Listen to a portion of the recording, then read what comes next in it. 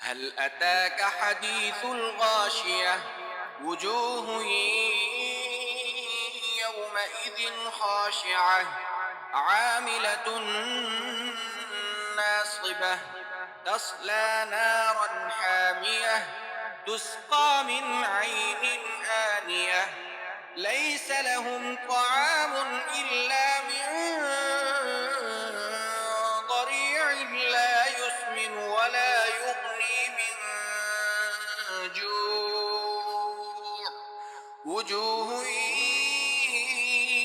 يومئذ ناعمة لسعيها راضية في جنة عالية لا تسمع فيها لاغية فيها عين جارية فيها سرر مرفوعة وأكواب موضوعة ونمارق مصفوفة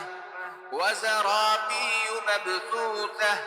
أفلا ينظرون إلى الإبل كيف خلقت وإلى السماء كيف رفعت وإلى الجبال كيف نصبت وإلى الأرض كيف سطحت فذكر إنما أنت مذكر لست عليهم بمسيطر إلا من تولى وكفر فيعذبه الله العذاب الأكبر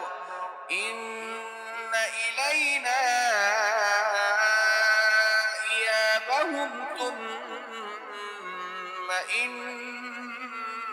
علينا حسابهم. الله